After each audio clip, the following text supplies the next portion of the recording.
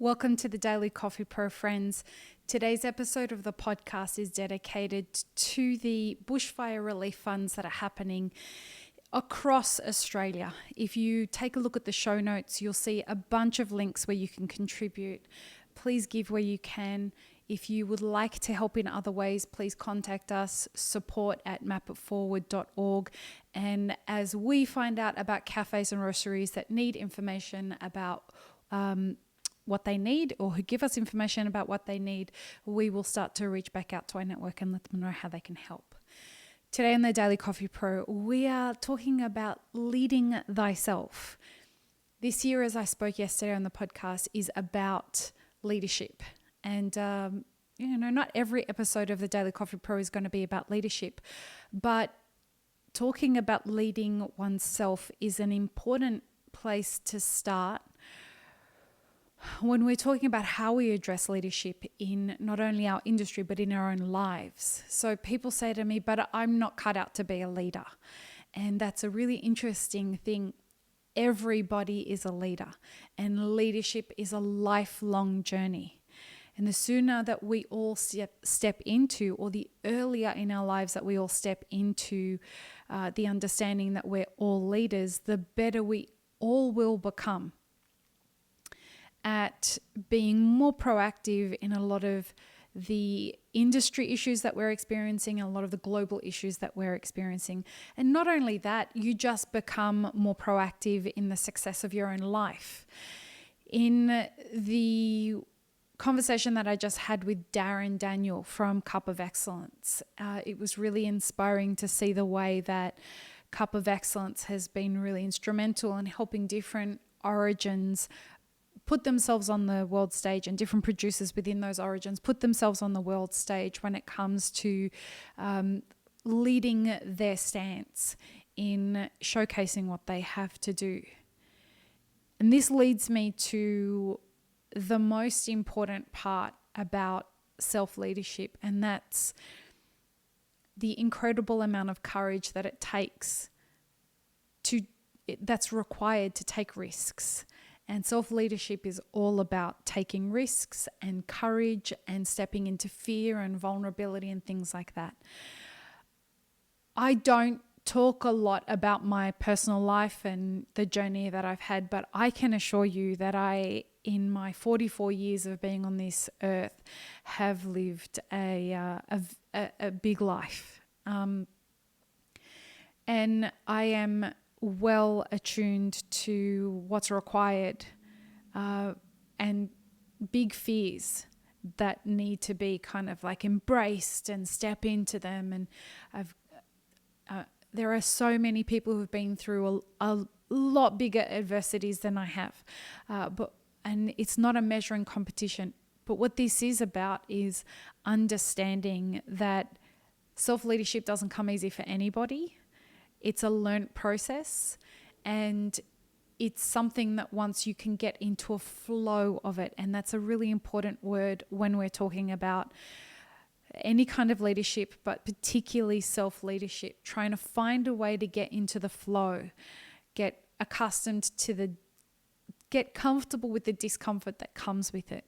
Whether you're leading yourself or you're leading a group of people, there is an enormous amount of discomfort that comes with that as you move through the growth phases of that. And once you've moved through a growth phase and you've got comfortable and addressed the fears that come with it, then you find yourself in quite a little bit of a comfort zone.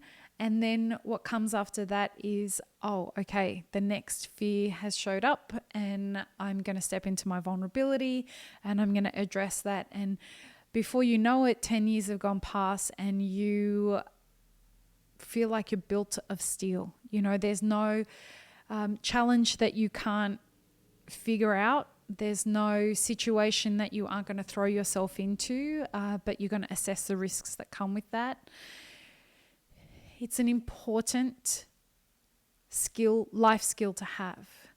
And The reason I think this is important for people in our industry is because we are undergoing extraordinary changes over the next 10 years, extraordinary concerns with regards to our supply chain and our value chain, our workplace economy, the movements that are happening, what business will be looking like. Your ability to self-lead in those situations, as sudden and big, fast changes happen, your ability to self-lead is going to determine how you come out of the other end of those changes. And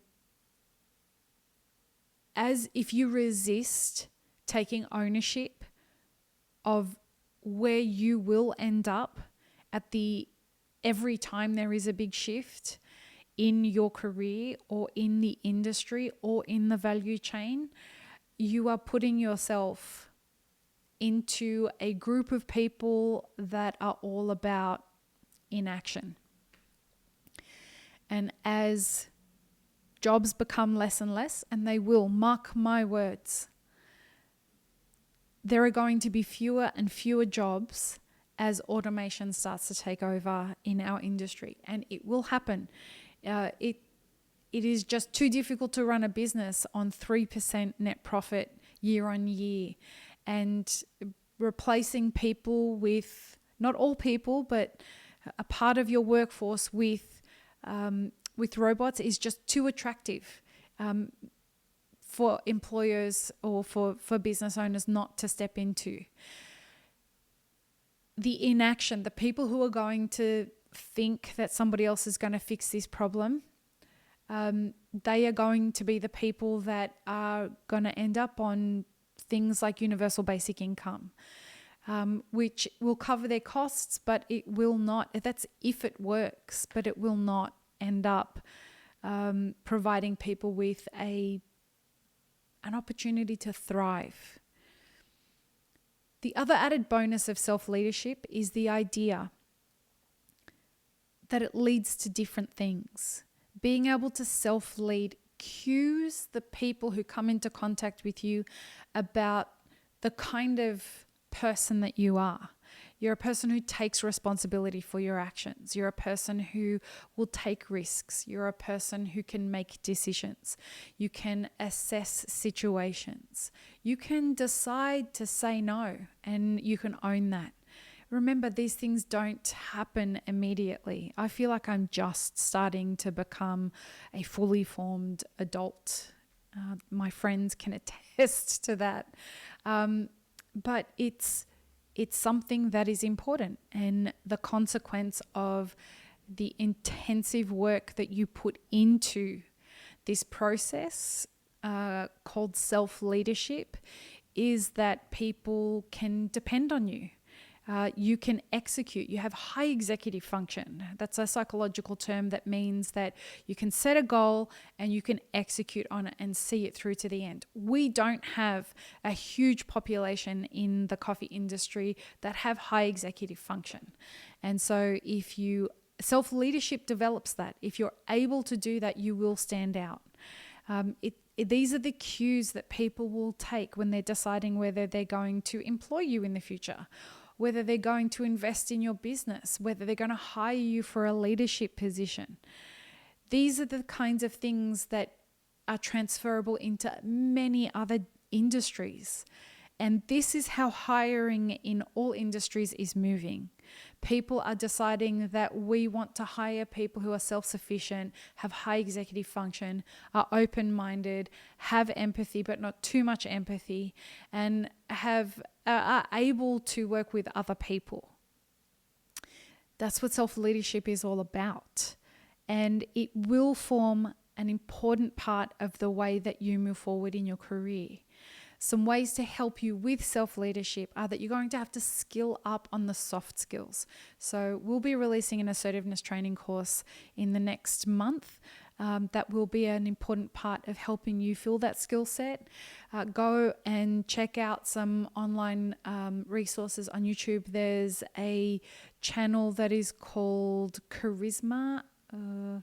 I'll link to it. I'll find the link and put it in here in the show notes. But it's really interesting. It talks about the different kinds of ways that you can, the behavioral patterns that you may have that give off signals that you're perhaps less confident than you actually are.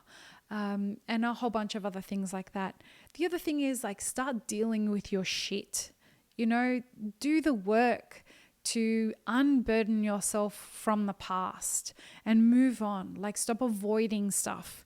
Don't blame other people for your shit. A great resource for something like that is 12 Rules for Life. Check out Jordan Peterson's book. It's really wonderful, and it's helped a lot of people figure out how to transform a lot of the chaos that's going on in their life into order so that they can have some balance between having a healthy dose of chaos, a healthy dose of order, so that they become high functioning.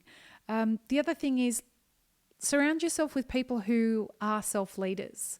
Surround yourself with people. It doesn't have to be everybody in your circle, but have some mentors.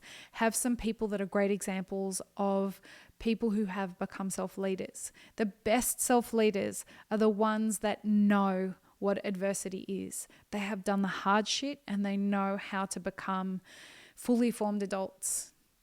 Don't look for people who are trying to get Insta famous. Real self-leaders have no interest in taking selfies, let me tell you. Anyway, I hope that's been helpful. Just a reminder, if you aren't on our mailing list, you may not know about this, but if you have any questions this year on the Daily Coffee Pro, we're going to start addressing as many of your questions as we possibly can. So email them to support@mapitforward.org and let us know if you would like us to use your name or not. And we will start addressing your questions. I will start addressing your questions here on the podcast. And usually what happens is when we get questions through, it's questions that other people have had also. So it becomes really helpful. We'll be bringing you the first of those tomorrow. And it is a question that we have received a few times before. So I'm excited that we're going to be able to start sharing some of this stuff with you guys. Peace, love, and peanut butter, friends. Have an amazing rest of your day.